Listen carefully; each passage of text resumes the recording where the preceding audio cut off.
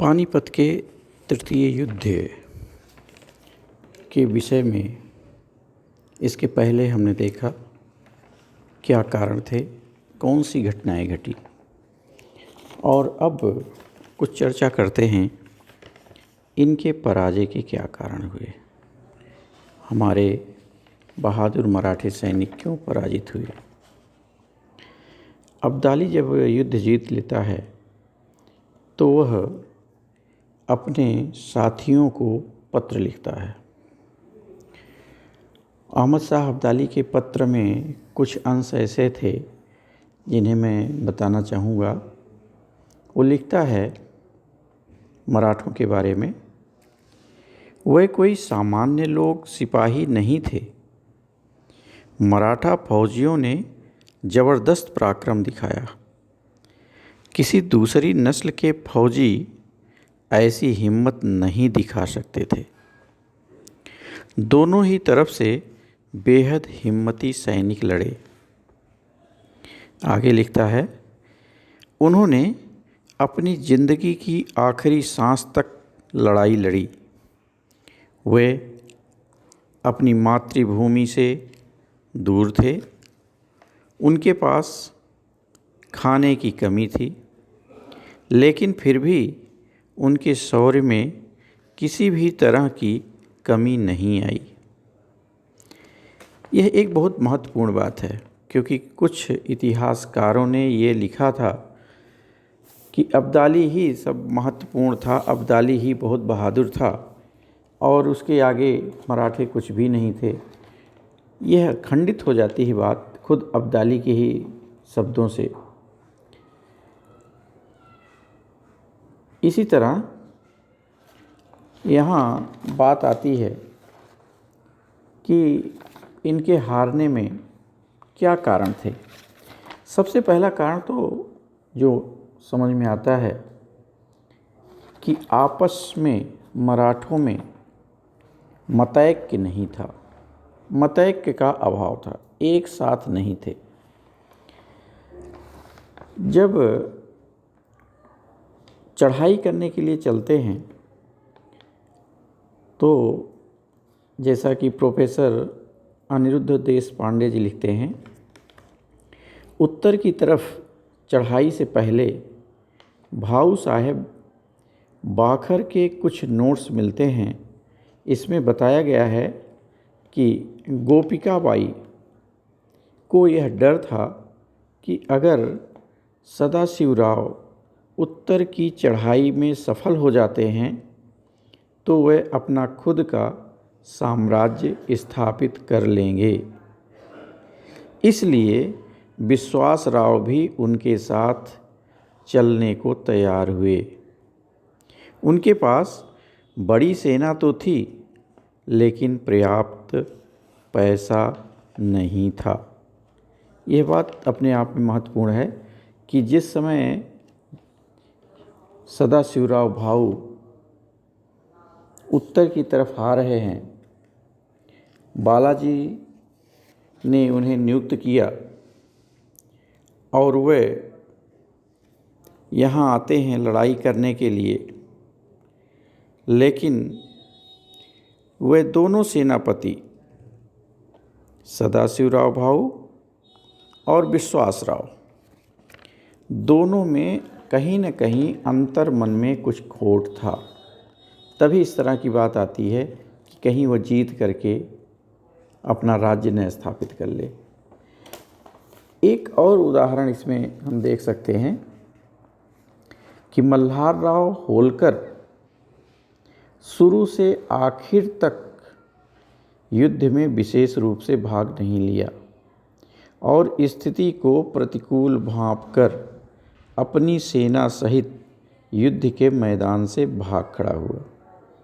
निश्चित तौर पर ऐसी स्थिति में मराठे युद्ध कैसे जीत सकते थे जब उनका ही एक साथी साथ छोड़ दे, और जो दोनों साथी चाचा भतीजे युद्ध लड़ रहे थे और मन से युद्ध लड़ रहे थे, लेकिन कहीं न कहीं मन में यह बात आते समय ही उनके मन में भर दी गई थी कि कहीं ऐसा ना हो जाए कि कौन जीते कौन हारे, कौन साम्राज्य बना ले।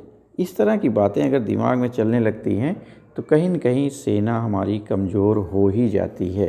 तो यह एक बड़ी स्थिति बनी थी।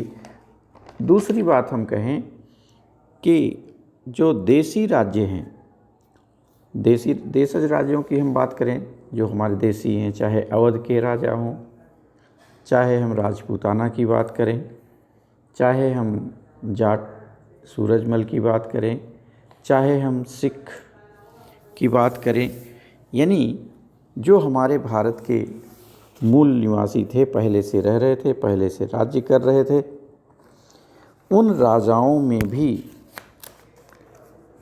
एकता के साथ नहीं थी। वह आपस में तो लड़ते ही थे, मराठों का भी साथ नहीं दिए, किसी विदेशी के लिए साथ नहीं दिए, जिसे हम कहें कि कूटनीतिक असफलता रही मराठों की। क्योंकि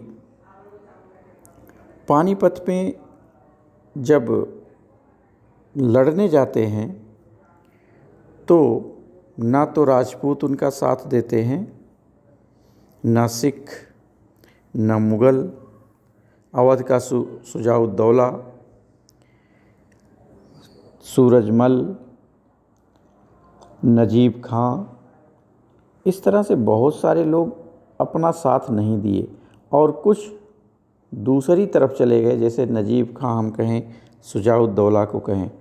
तो हमारे ही यहाँ के लोग यह भावना नहीं रख रहे थे कि हम किसी विदेशी से लड़ने जा रहे हैं और एकता का परिचय दें। और यह कूटनीतिक असफलता वास्तव में मराठों की कूटनीतिक असफलता है। इसको हम मराठों की असफलता कहेंगे। उनका काम था कि वह सबको एक साथ लेके चलते, क्योंकि वह उत्तर भारत की जिम्मेदारी लिए थे, उत्तर भारत की देखभाल करते थे, एक तरह से उत्तर भारत के वो शासक बन चुके थे। अगली बात करें तो उनमें खाने पीने की बहुत कमी हो गई, रसद मार्ग अवरुद्ध हो गया था। यह एक बहुत बड़ा कारण बना। पानीपत में भाऊ को सबसे ज़्यादा कठिनाई का सामना करना पड़ा। मराठा शिविर में दुर्भिक्ष की स्थिति हो गई और बताते हैं कि जो उनके साथ गए हुए पशु थे वह मर करके, इतने सड़ करके बदबू कर रहे थे, यानी उनको भी खाने पीने की कमी हो गई थी। और लोगों ने युद्ध इसलिए लड़ा कि भूखे मरने की अपेक्षा युद्ध में वीरगति प्राप्त करना अच्छा है। इसीलिए शायद एकाएक भाऊ ने आक्रमण करने का निर्णय लिया। वास्तव में कोई युद्ध सुव्यवस्थित ढंग से जब तक नहीं लड़ा जाए, नियोजित ढंग से नहीं लड़ा जाए, तब तक जीतने की भी कल्पना नहीं करनी चाहिए। इतिहासकार यदुनाथ सरकार ने लिखा है कि पानीपत के मैदान में जिस मराठा सेना ने अफ़गानों का सामना किया था, वह अधमरे देसी टट्टुओं पर भूख से पीड़ित कमर झुकाए सैनिकों का झुंड था। और यही बात जो मैंने अभी पहले बताई थी, यही बात कहता है अब्दाली भी, कि उनके पास शौर्य की कमी नहीं थी, लेकिन रसद की कमी ज़रूर हो गई। तो यहाँ बिना खाना खाए युद्ध नहीं किया जा सकता, यह एक सत्य बात है। इसके बाद अगर हम कहें तो युद्ध में संयम की बहुत ज़रूरत होती है। युद्ध में अगर हम संयम खो दें तो युद्ध पहले ही हार जाएं। इसमें लड़ाई के साथ साथ दिमाग की भी ज़रूरत होती है। बिना दिमाग के लड़ाई नहीं हो सकती। और सदाशिवराव भाऊ उस समय अपना संयम खो देता है जब देखता है कि विश्वासराव मारे गए। और पेशवा के पुत्र विश्वासराव के मरते ही सदाशिव ने अपना संतुलन खोकर बिना आगे पीछे कुछ सोचे शत्रु की सेना के भीतर घुसता हुआ चला गया। शत्रु की सेना के भीतर जाना बहुत खतरनाक होता है। विशेषकर सेनापतियों को ध्यान रखना चाहिए कि वे अगर युद्ध में इस तरह आगे बढ़ कर के युद्ध लड़ेंगे तो केवल सेनापति के मार दिए जाने से ही सेना असहाय हो जाती है। हमारे देश की सामान्य सेनाओं में यही स्थिति रही है कि वहाँ सेनापति या राजा आगे आगे युद्ध में चला और युद्ध में मारा गया तो उसके बाद पूरी सेना में भगदड़ मच गई। यही बात यहाँ भी आती है कि घुसते चला जाता है।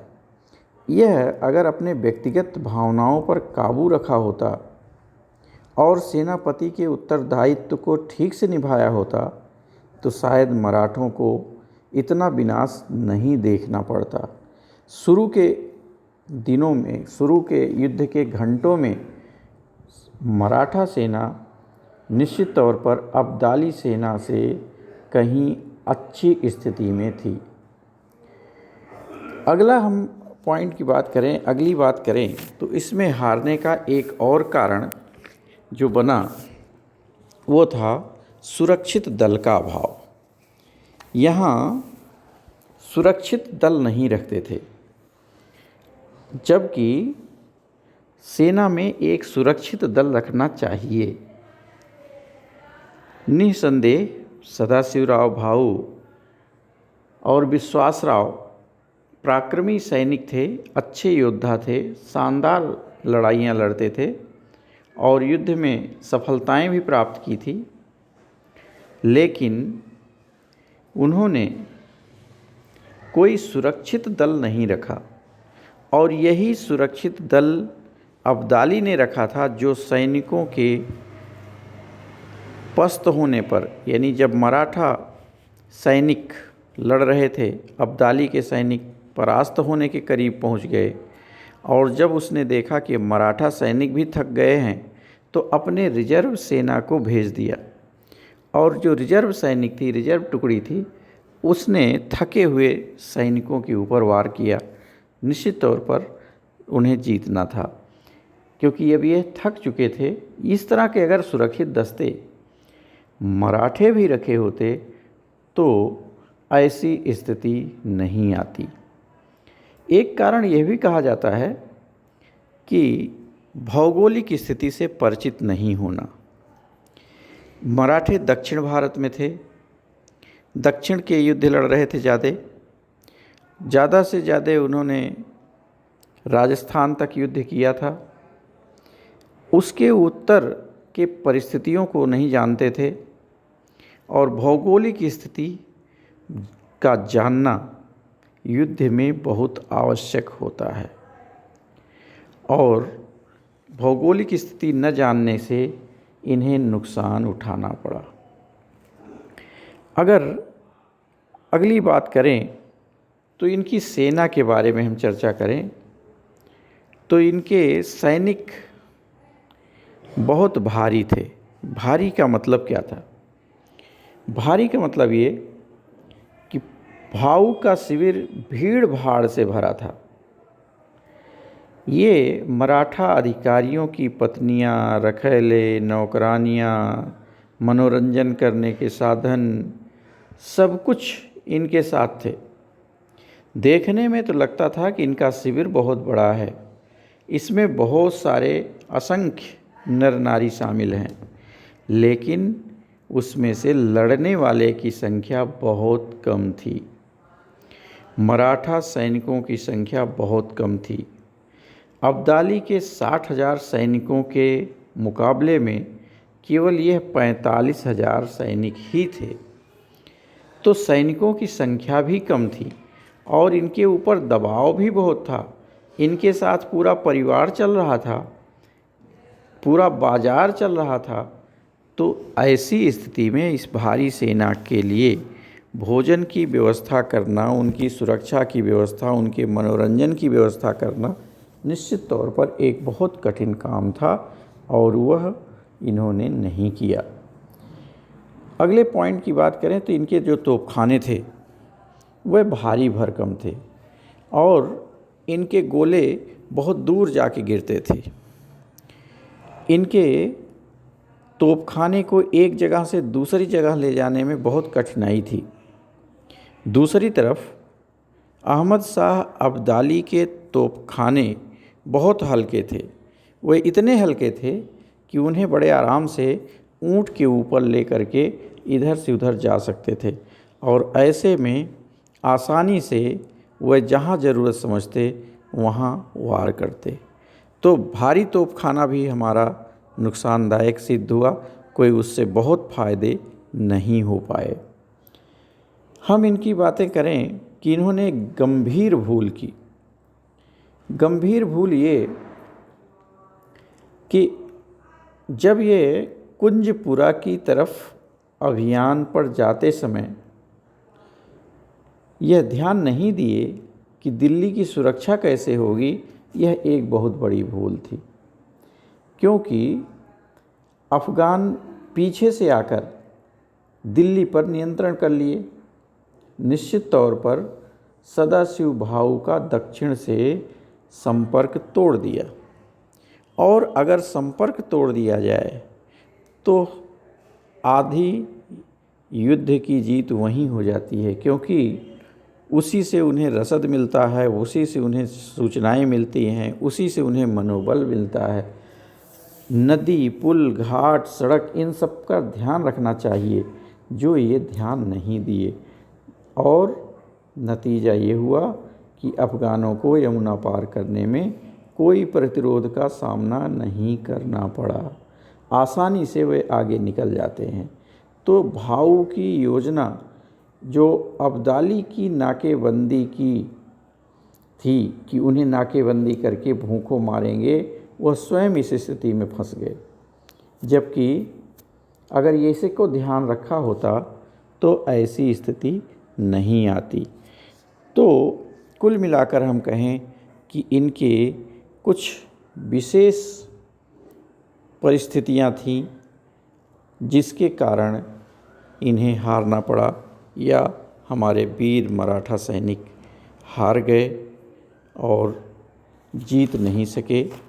इसी को हारने के बाद सूचना जब दी गई तो स्थिति यही थी कि JN सरकार ने लिखा है कि महाराष्ट्र में संभवतः ही कोई ऐसा परिवार होगा जिसने कोई ना कोई संबंधी ना खोया हो और कुछ परिवारों का तो सर्वनाश ही हो गया। काशीराज पंडित भी इसी तरह लिखते हैं, पानीपत का तृतीय युद्ध मराठों के लिए प्रलयकारी सिद्ध हुआ।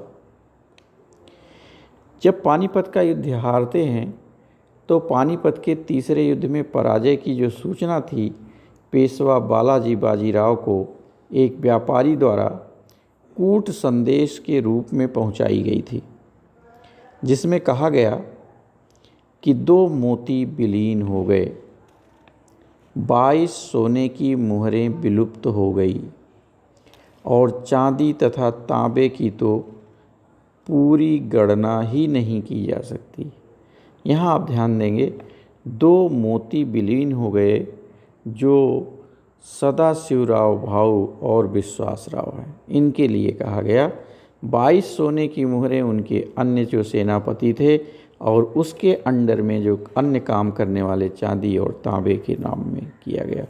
तो इतना बड़ा भयंकर युद्ध हुआ और इस युद्ध का यह नतीजा निकला और हमें हारना पड़ा।